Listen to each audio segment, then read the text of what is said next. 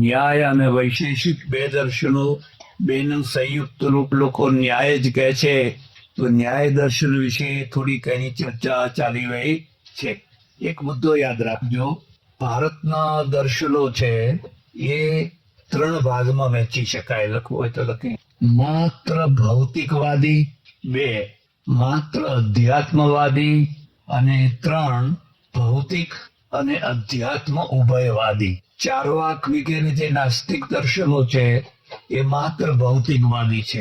ભૌતિકવાદનો હેતુ છે કે આ સ્થૂળ જગત, જે 5 ભૌતિક જગત છે એનો વિચાર કરવાનો ને એનો વિકાસ કરવાનો, એનો વિચાર કરવાનો અને એનો વિકાસ કરવાનો. કારણ કે સુખનું મૂળ 5 ભૂતોમાં છે. આ એમનો સિદ્ધાંત છે. હવે જે માત્ર અધ્યાત્મવાદી છે એમનું એવું માનવું છે કે માત્ર આત્મા પરમાત્માનો જ વિચાર કરવાનો, ભૂતોનો વિચાર કરવાનો નહીં. અને કદાચ તમે ભૂતોનો વિચાર કરો તો પણ એ છોડવા માટે કરવાનો, ત્યાગવા માટે. એટલે વચ્ચે સ્પષ્ટતા કરી દઉં, ઘણા લોકો ભૂતોનો અર્થ કઈ જુદો જ ના સમજે. પણ ભૂતો એટલે પૃથ્વી, જળ, વાયુ, આકાશ, આ જે 5 તત્વો છે એને ભૂતો કહે. પેલા બીવડાવે એ ભૂતો નહીં હો, આ કયા ભૂતો આયા પાસે. એટલે માત્ર જે અધ્યાત્મવાદી છે એને કોરા અધ્યાત્મવાદી પણ કહેવાય. ખ્યાલ આવે? અને એમનું એમ કેવું છે કે માત્ર આત્મા અને પરમાત્મા એટલે ચેતના, એનો જ વિચાર કરવાનો.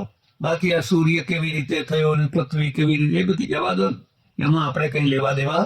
એ કોરા અધ્યાત્મવાદી. હવે ત્રીજો પક્ષ જે છે એ ઉભય પક્ષી છે. ઉભય પક્ષી છે એટલે એમનું એમ કેવું છે કે આત્મા પરમાત્માની તો વાત કરવાની જ, પણ સાથે સાથે ભૌતિક જગતની પણ વાત કરવાની, બંનેની. એટલે બંનેનું બેલેન્સ રાખવાનું. ખ્યાલ આવે? આ જે ન્યાય દર્શન છે એટલે ન્યાય વૈશેષિક દર્શન છે એ ઉભય પક્ષી, એટલે એનું મહત્વ વધારે છે. ઉભય પક્ષી. કણાદ ઋષિએ જે ધર્મનું લક્ષણ બનાવ્યું છે બહુ ગજબનું બનાવ્યું છે. તમારે લખવું હોય તો લખી લે. કોઈએ પૂછ્યું કે ધર્મ એટલે શું, અને તમને પણ કોઈ પૂછે કે ધર્મ એટલે શું, એટલે માણસ ગોચવાઈ જાય. સંપ્રદાય અલગ વસ્તુ, ધર્મ અલગ વસ્તુ. માનો કે કોઈ પૂછે કે ભાઈ સંપ્રદાય એટલે શું, કે ઊભું ટીલું કરે, આડું કરે, વગેરે વગેરે હોય, એને કહેવાય સંપ્રદાય. પણ ધર્મના જે જુદા જુદા લક્ષણો બનાવ્યા છે જુદા જુદા ઋષિઓ, એમાં કણાદ ઋષિનું લક્ષણ બહુ અદ્ભુત છે. એમણે લક્ષણ બનાવ્યું છે યતોભ્યુદય, યતોભ્યુદય નિશ્રેયસ સિદ્ધિ સધર્મ. જે ક્રિયા કરવાથી, જે કામ કરવાથી 2 તત્વોની સિદ્ધિ થાય. પહેલી સિદ્ધિ તો આ લોકમાં સુખ મળે, એને અભ્યુદય કહેવાય. અભ્યુદયનો અર્થ થાય છે આ લોકની સુખાકારી. યતોભ્યુદય. પણ માત્ર આ લોકની સુખાકારી જ નહીં, પરલોકની પણ સિદ્ધિ થાય, એને નિશ્રેયસ કહેવાય. તો યતોભ્યુદય નિશ્રેયસ સિદ્ધિ સધર્મ, એનું નામ કહેવાય ધર્મ. આ એક જ ઋષિ છે જેને આ લોકને સ્વીકારી લીધો છે. બાકી બધા કહ્યું છોડો છોડો છોડો. આ લોકની પણ સિદ્ધિ થવી જોઈએ. હવે આ લોકની જે અભ્યુદય છે એ અભ્યુદય કેવી રીતે થાય, તો ભૌતિક વિકાસ છે. અને એટલે આપણે ત્યાં ઉપનિષદોમાં વારંવાર બેયનું બેલેન્સ આવ્યું છે, બંનેનું. ભૌતિક વિદ્યાનો વિકાસ કરો અને અધ્યાત્મ વિદ્યાનો પણ વિકાસ બંનેનો કરે. વિદ્યામ ચ યસ્તદ વેદો ભયમ સહ. હે ભાઈ, તું વિદ્યા અને અવિદ્યા બંનેનું અધ્યયન કરજે. અવિદ્યા મૃત્યુમ તીર્થવા વિદ્યા અમૃતમશ્નુતે. તો અવિદ્યા એટલે ભૌતિક વિદ્યા. અવિદ્યાનો અર્થ થાય છે ભૌતિક વિદ્યા. બધી ફેકલ્ટીઓ તમારે જેટલી હોય ને બધી. અવિદ્યા મૃત્યુમ તીર્થવા, તો અવિદ્યાથી મૃત્યુને તરી જવાનું. અને વિદ્યા અમૃતમશ્નુતે, વિદ્યાથી અમૃતત્વનું પાન કરવાનું. જરા ધ્યાનથી સમજજો. અવિદ્યા મૃત્યુમ તીર્થવા. મૃત્યુ એટલે શું? મૃત્યુ એટલે લાચારી. લખી લો. મૃત્યુ એટલે મરી જવું નહીં, પણ મૃત્યુ એટલે લાચારી. જેની પાસે ભૌતિક વિદ્યા નહીં હોય એ લાચાર હશે. તમે અમેરિકા જઈને કહો થોડાક ઘઉં આપજો, થોડી ટેન્કો આપજો, થોડા પ્લેન આપજો, થોડું ફલાણું આપજો, થોડું ફલાણું આપજો, થોડી સબમરીનો આપજો, કારણ કે તમારી પાસે ભૌતિક વિદ્યા નથી ને એની પાસે પ્રચુર છે. આ લાચારી છે અને આ લાચારીનું નામ છે મૃત્યુ. જો આ વાત ઘરે બેસે તો મનમાં એક પ્રકારનો સંકલ્પ કરવો બને ત્યાં સુધી કોઈની પાસે કશું માગવું નહીં. સગા દીકરા પાસે પણ ના માગવું, ના છૂટકે માગવું પણ તો વાત જુદી છે, પણ બને ત્યાં સુધી કોઈની પાસે કશું માગવું નહીં. હવે ઘણાને એવી ટેવ હોય, આદત હોય, કઈ જોયું નહીં માગ્યું નહીં, કઈ જોયું નહીં માગ્યું, જરાક આપજો, તમારી ચોપડી આપજો, તમારો ફલાણો. એ જ્યારે જો ત્યારે માગતા જ ફરે. આ માગવું એ લાચારી છે. માગવું એ લાચારી છે અને એ લાચારીથી જે છોડાવે એને કહેવાય ભૌતિક વિદ્યા. એને કહેવાય તમારે માગવું ક્યારે પડે? તમારી પાસે ના હોય ત્યારે. તમારી પાસે ના હોય અને તમે લાવી શકતા પણ ના હો, તમારે લાવી શકતા પણ ના હો તો તમારે માગવું પડે. અને જો તમે સ્વમાની પુરુષ હો, સ્વમાની એટલે કુમારી, જો તમે સ્વમાની પુરુષ હો તો માગવું એટલે ઝટકા બરાબર લાગે. હા, તો ઝટકા જેવું લાગે, તો એને લાચારી કહેવાય. પણ તમે સમર્થ છો, આ પાઉચ જોવે એટલે બજારમાંથી લઈ આવો. આ તો આ ખરીદવાની શક્તિ નથી, ચલાવી લો, જરૂરી નહીં. હું ખરીદી નથી શકતો, કઈ નહીં, મારે પાઉચની જરૂર નથી. આ પાઉચ જોવે છે અને ખરીદવાની શક્તિ નથી, તો પછી કોઈની પાસે ભીખ માગો. તો ઘણા લોકો આખી જિંદગી માગ કરતા હોય છે, એને લાચારી કહી છે. મૃત્યુનો અર્થ છે મરી જવું, એ મૃત્યુ નહીં, પણ લાચારીનું નામ જ મૃત્યુ.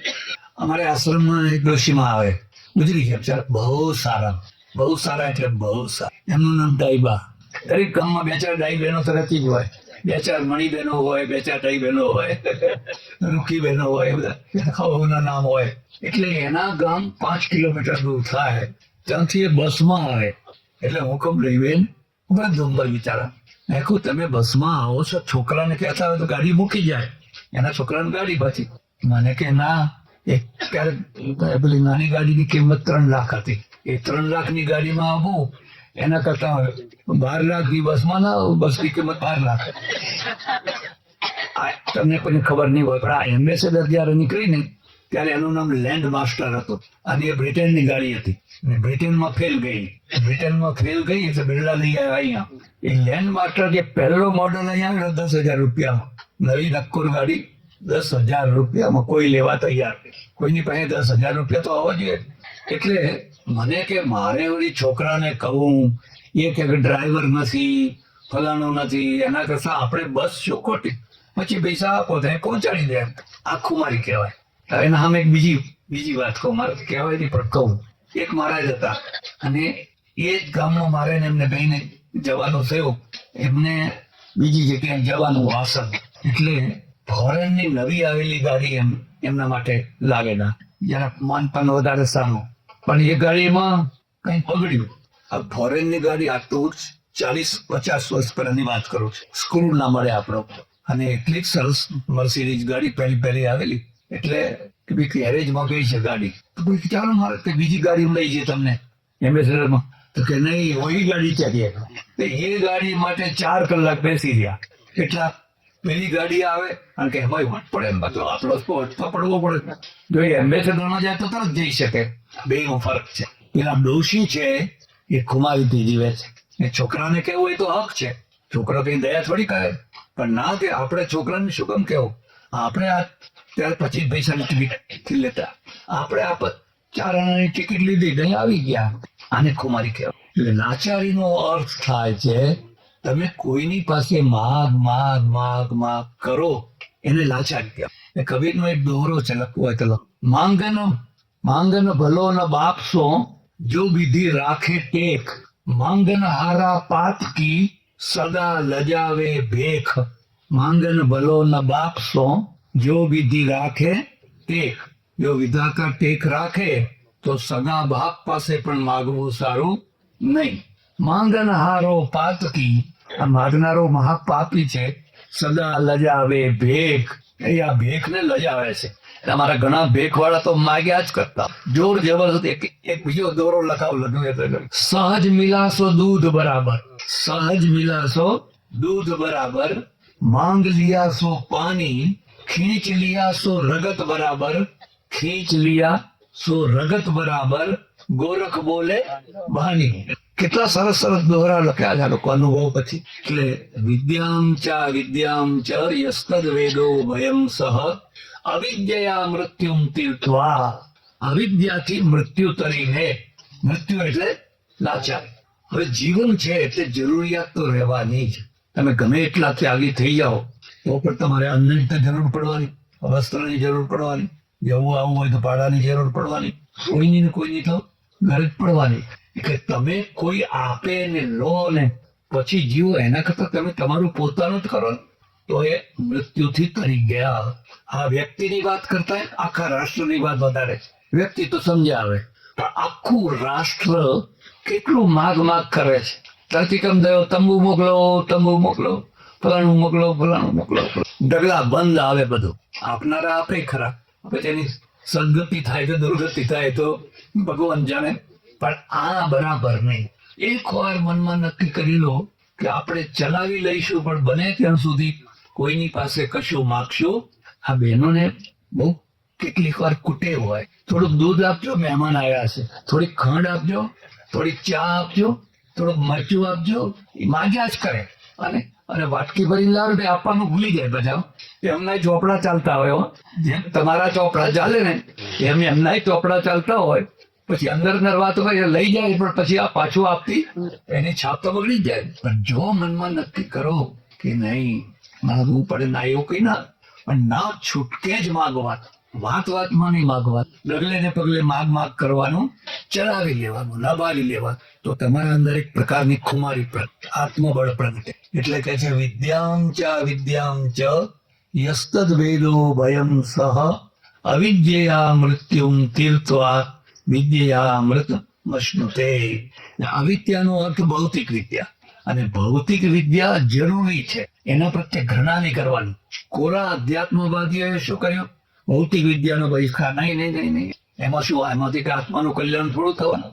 આત્માનું કલ્યાણ તો ભલે ના થતું હોય પણ આ શરીરનું કલ્યાણ તો થાય.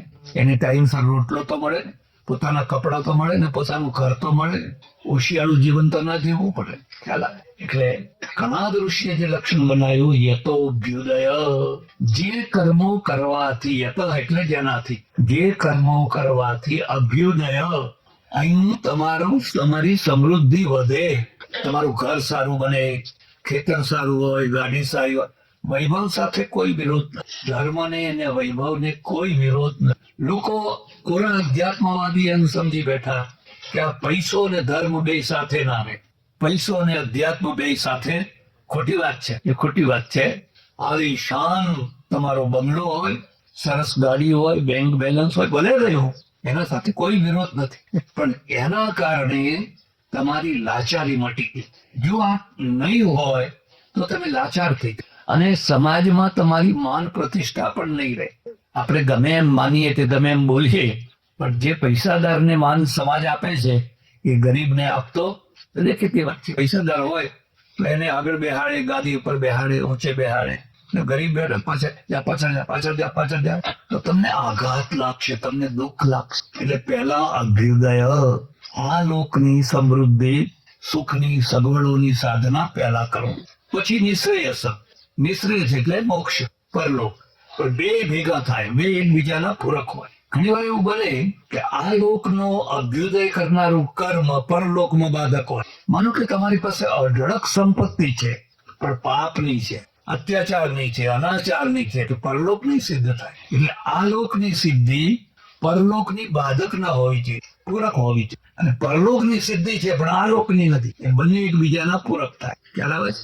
આ ઉભયવાદી છે. આ લોક પણ સુધારો અને પરલોક પણ સુધારો. એવા કણાદ ઋષિ.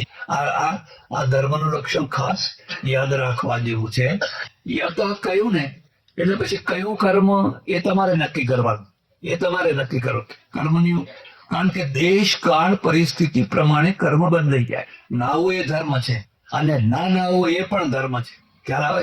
તમે અહીં નાવો એ ધર્મ છે, પણ રાજસ્થાનમાં કે સહારાના રેગિસ્તાનમાં આવો અને 8 લીટર પાણી પીવાનું મળતું હોય કે 2 ડોલો પાણી નાહવા જોઈએ તો ત્યાં અધર્મ છે.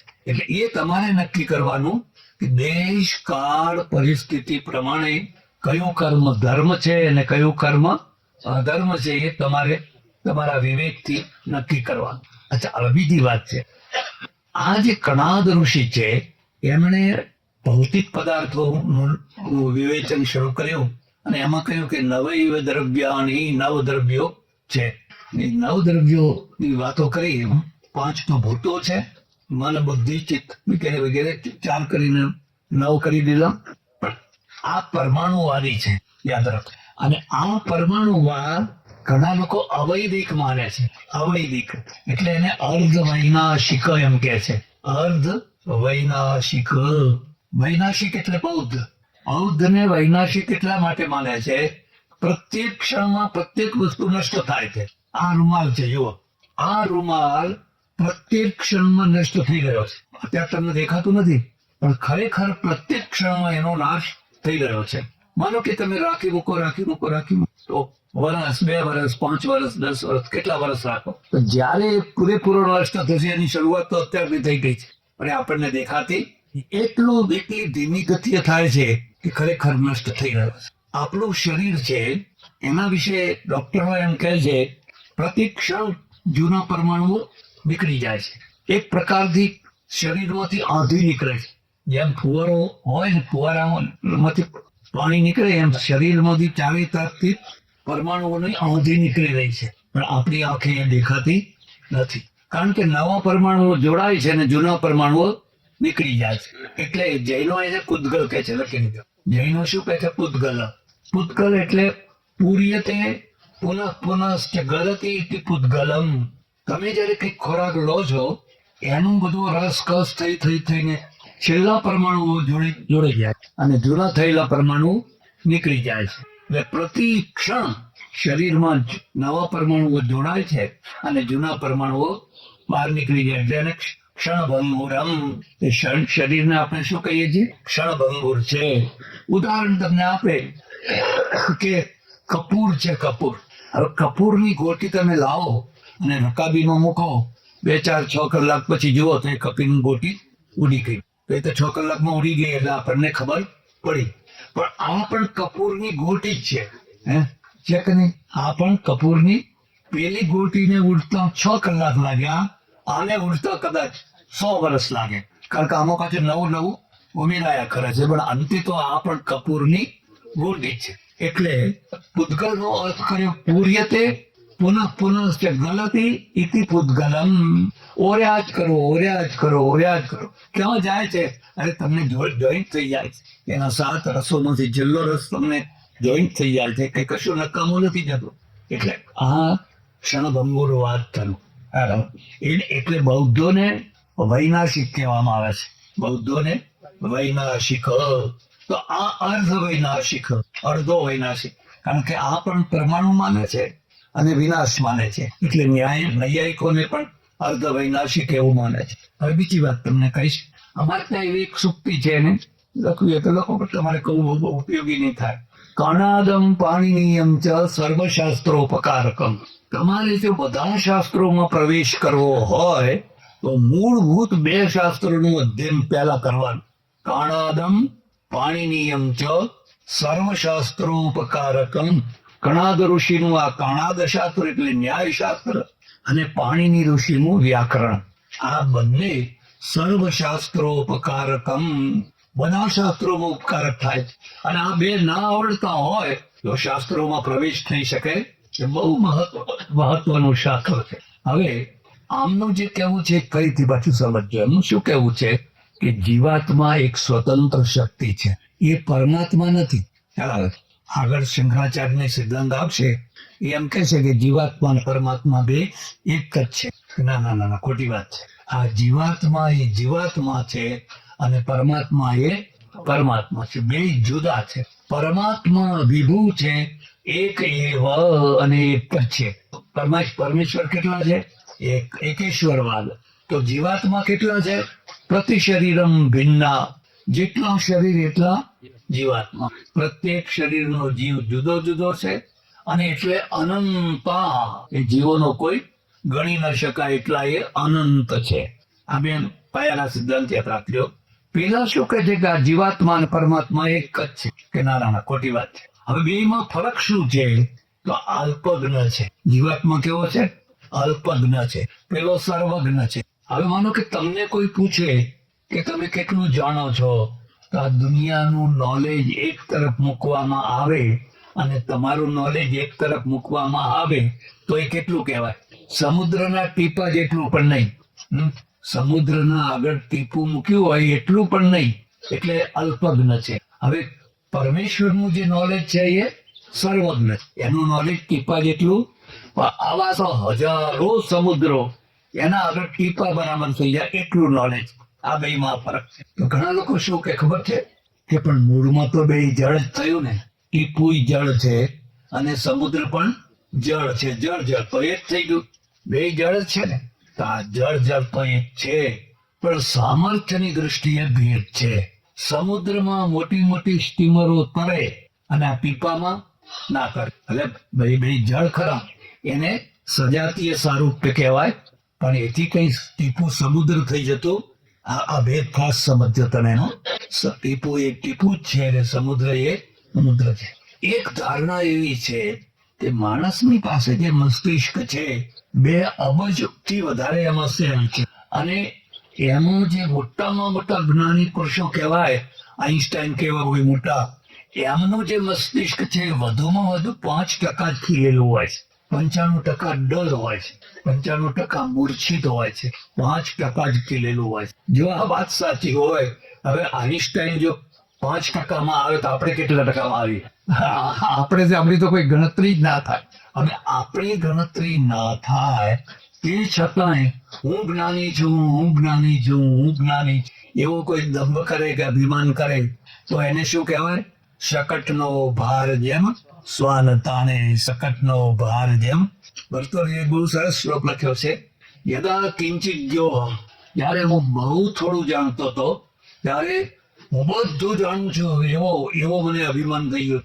યદા કિંચિત જ્ઞોહમ, બધું જ જાણું છું. પછી ધીરે ધીરે વિદ્વાનોની પાસે ગયો, મોટા વિદ્વાનોની પાસે ગયો.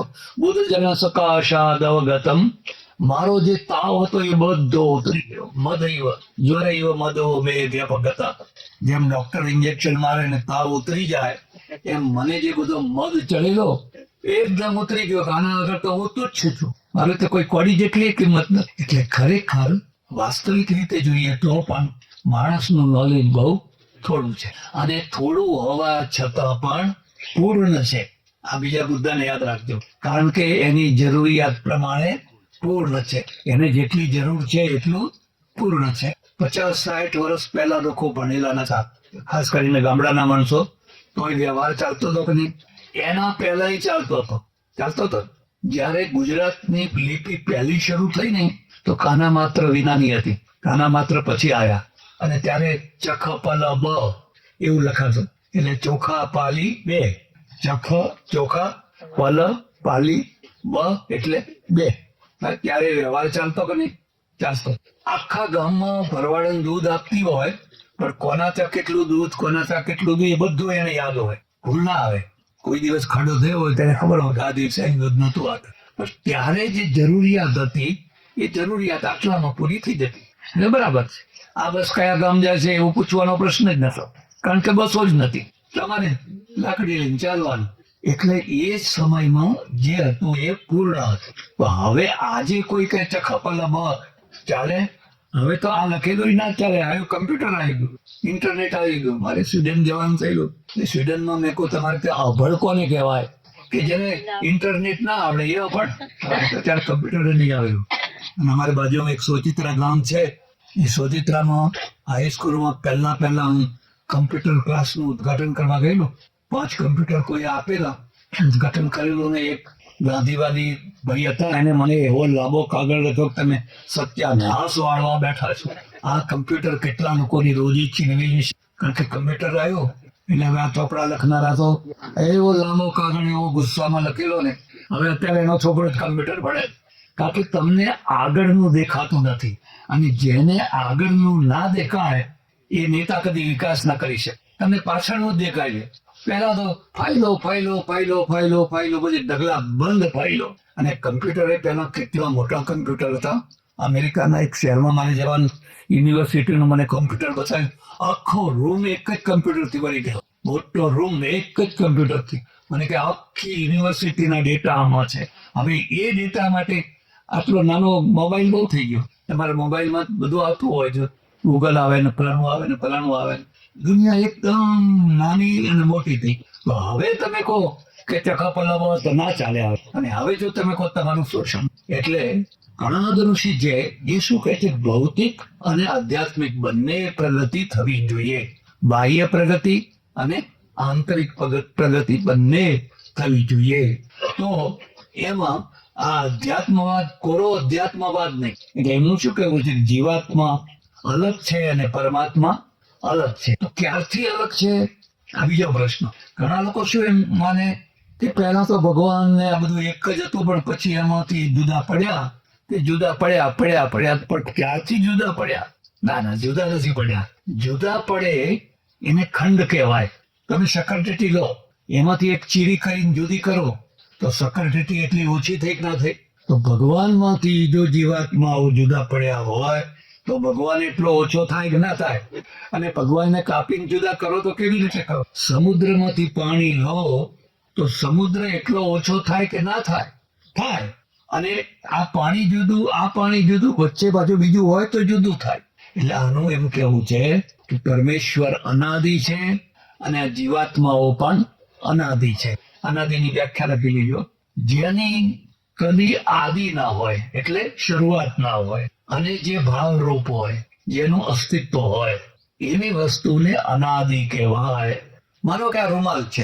આ રૂમાલ 4 મહિના, 6 મહિના, વર્ષ, 2 વર્ષ કોઈ જગ્યાએ તો શરૂ થયો હતો, એનો આદિ થયો. ને ઘણી વાર એના પર તારીખ લખી હોય, દવાની તારીખ લખી હોય, એમ વસ્તુ ઉપર તારીખ લખી હોય, અને એની આઉટડેટ લખી હોય, ભાઈ આ ક્યારે પૂરી થઈ જાય છે. એટલે આની આદિ છે. અને જેની આદિ હોય એનો અંત હોય જ. આદિ હોય એનો અંત હોય જ. એટલે કોઈને કોઈ દિવસ આની સમાપ્તિ થવાની જ. આ બીજો સિદ્ધાંત સમજો. જે અનાદિ હોય એનો કદી અંત હોય? અંત ના હોય. તો પરમેશ્વર અનાદિ છે તો એનો અંત હોય. જીવાત્મા અનાદિ છે તો એનો પણ અંત હોય. એટલે આ બંને અનાદિ અનંત લખી. અનાદિ છે અને પાછા અનંત પણ છે. હવે જે અનંત શબ્દ છે ને થોડા સમજી લેવા જેવો છે. અનંત છે એ 3 પ્રકારના હોય. દેશકૃત 1, 2 વસ્તુ કાલકૃત અને 3 વસ્તુકૃત. માનો કે આ પાઠ છે, આ દેશમાંથી શરૂ થઈને આ દેશમાં પૂરી થઈ ગઈ. આગળ પાઠની સત્તા છે, આગળ નથી. માનો કે થરાદ છે, એની નગરપાલિકાની હદ છે.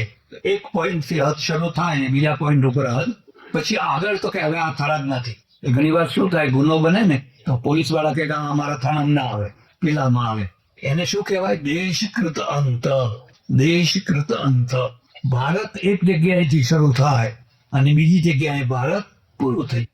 આસામ, નાગાલેન્ડ, મિઝોરમ પૂરું થઈ. હવે ભગવાન માટે આવું કહેવાય કે ભગવાન અહીંથી શરૂ થયો ને અહીં પૂરો થઈ ગયો કહેવાય એવું? જે લોકો ભાવનાવાદી છે ને એમના કહેવાય ભગવાન વૈકુંઠમાં છે.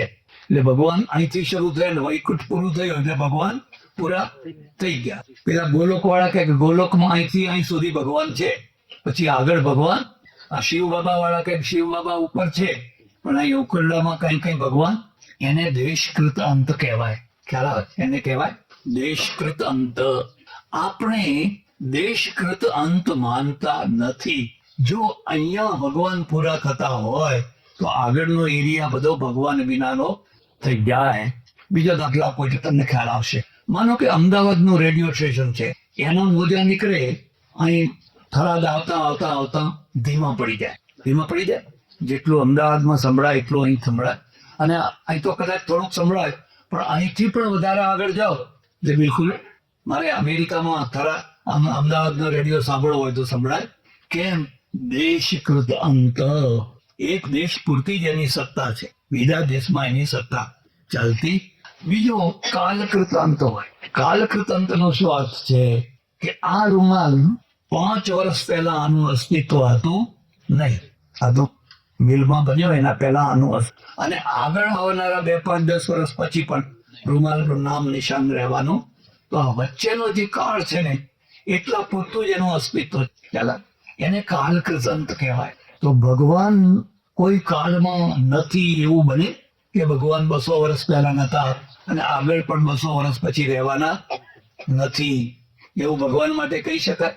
અને જે કાળની સીમામાં ભગવાનને માને છે એ ભગવાનને થયા 200 વર્ષ થયા, 5000 વર્ષ થયા, 2000 વર્ષ થયા, એનો અર્થ એ થયો કે એ વર્ષ પહેલા એમનું અસ્તિત્વ નતું.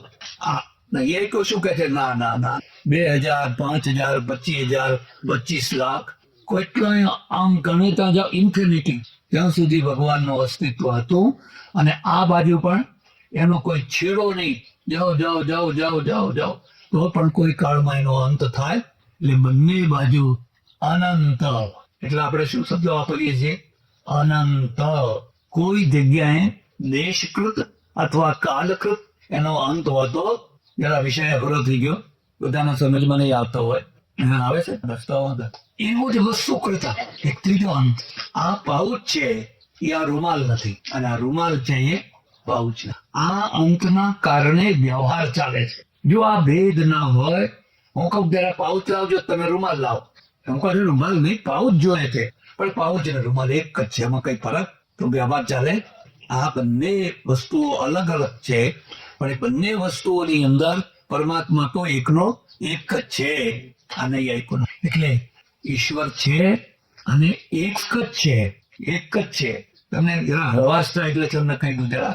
નૈયાયિકોમાં એક ઉદયનાચાર્ય થયા બિહારમાં, મિથિલા પ્રદેશમાં. મિથિલાના લોકો બહુ બુદ્ધિશાળી, નવ્ય ન્યાયનો બધા આચાર્યો મિથિલામાં થયા. એમણે આવડો જાડો ગ્રંથ લખ્યો છે. એ ગ્રંથનું નામ છે ઈશ્વર સિદ્ધિ. આખા ગ્રંથનું નામ જ છે ઈશ્વર. તર્કોના દ્વારા બૌદ્ધોના આગળ ઈશ્વર રીતે, કારણ કે બૌદ્ધો એના જમાનામાં હતા અને બૌદ્ધો કઈ ઈશ્વર જેવી કોઈ વસ્તુ જ નથી. એટલે એમના સામે દલીલોના સામે દલીલ કરી કરી કરી આવડો મોટો ગ્રંથ એમણે લખ્યો છે ઈશ્વર સિદ્ધિ. બને એવું કે દર પૂનમે જગન્નાથ પુરી જાય. પૂનમી આવે ને, પૂનમ કોઈ માતાજીની પૂનમ ભરે, કોઈ ડાકોરની ભરે, કોઈ રામદેવજીની ભરે. કોઈની શ્રદ્ધા તોડવી નહીં હો. સુધારક થવું, ભંજક ના થવું. ખ્યાલ આવે છે? સુધારક થવું જુદી વસ્તુ છે. સુધારક થવાનો અર્થ છે કે જે દોષ આવ્યો હોય એને શું ટોળું બધું જતો હોય ડાકોર કે અંબાજી માતામાં, અને એમાં કઈક કોઈ અપલક્ષણ આવી જાય, માનો કે કોઈ રાત્રે દારૂ પીવે, એવા કોઈ દોષ, એનો સુધારો કરવાય. પણ જય અંબે જય અંબે જય અંબે કરતા કરતા જતા હોય એને એની મસ્તીમાં રહેવા દો. તમારા નસીબમાં એ મસ્તી નથી, તમારી તાકાત નહીં તમે જય અંબે જય અંબે.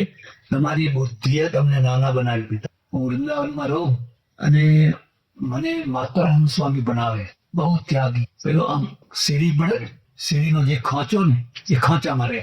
એટલે આમ બે આવ્યો કેબિન જેવું. સીડી પછી અત્યારની સીડી નહીં, તો જૂના જમાનાની સીડી ને કેબિન જેવી. આખો દિવસ રાધે રાધે રાધે રાધે રાધે રાધે આખો દિવસ. કોઈ આજે એનું લોક્યું કરી આવું ને, આંખમાંથી આંસુ નીકળતા હોય અને રાધે રાધે આખો દિવસ કશું ખાય નહીં. પહેલા એ અકોલામાં, મહારાષ્ટ્રમાં, અકોલામાં એક સંસ્કૃત પાઠશાળાના આચાર્ય હતા, સંસ્કૃતના સારા વિદ્વાન. પછી વૃદ્ધાવસ્થામાં છોડી દીધો ને વૃંદાવનમાં આવીને રાધે રાધે રાધે. એ શેષ જે હતા પાઠશાળાના મારવાડી છે, એ માણસે અમને વર્ષાસન બાંધી દીધેલું. એટલે પંચાજીરી બનાવે, 12 મહિના પંચાજીરીઓ. આપણે જે જન્માષ્ટમીની ખાય ને એવી પંચાજીરી 12 મહિના. બપોર થાય 12 વાગે એટલે એક પાટકીમાં આટલી પંચાજીરી આંકડા મારી, બસ બીજું કઈ ખાવાનું. અને રાધે રાધે રાધે. કોઈ પ્રદર્શન નહીં, કોઈ દેખાવ નહીં, કોઈ ચમત્કાર નહીં, કશું જ નહીં. પછી હું ને બીજા સ્વામી હતા, અમે બે એમની પાસે ભણીએ. પણ એ કે મને પાસે ટાઈમ નથી, એટલે હું ભણાવું તમને ક્યારે? હું જયારે મારા 2 વાસણ ઘસવા ધોવા બહાર નીકળું ત્યારે ઘસતો જ હું તમને ભણાવતો. એટલે એમની થાળી ને વાટકી ને લોટો ને બધું આમાં ત્યારે અમને ભણાવે એકલો ટાઈમ. પણ સરસ ભણાવે, બહુ સરસ ભણાવે. હવે સાંજે શું થાય કે વૃંદાવનમાં 3 અન્નક્ષેત્રો, એ 3 અન્નક્ષેત્રોમાં 2 રોટલી ને 1 ચમચી દાળ આપે. અમે બધા લેવા જઈએ, એ આવે અને રોટલી તો ફૂંક મારો તો ઉડી જાય એવી. અને એવી ભૂખ લાગે, એવી ભૂખ લાગે, આવી 2 નહીં 50 રોટલી ખાઈ જવાય. 50 રોટલીની ભૂખ હોય ને મળી હોય 6 રોટલી અને આટલી ચમચી. એ ચમચી પર દાળ તો દેખાય નહીં, એમાં પાણી જ હોય પાછું, કારણ કે સસ્તું બનાવે ને. એટલે અમે શું કરીએ, મારી એક રોટલી ને પેલા મારા થતા એમની એક રોટલી એમને બધા એટલે એમને 8 રોટલી થઈ અને 8 રોટલી ખાઈને અમે 5 રોટલી ખાઈ. કઈ ભૂખ લાગે કઈ ભૂખ એક કકડીને ભૂખ લાગે.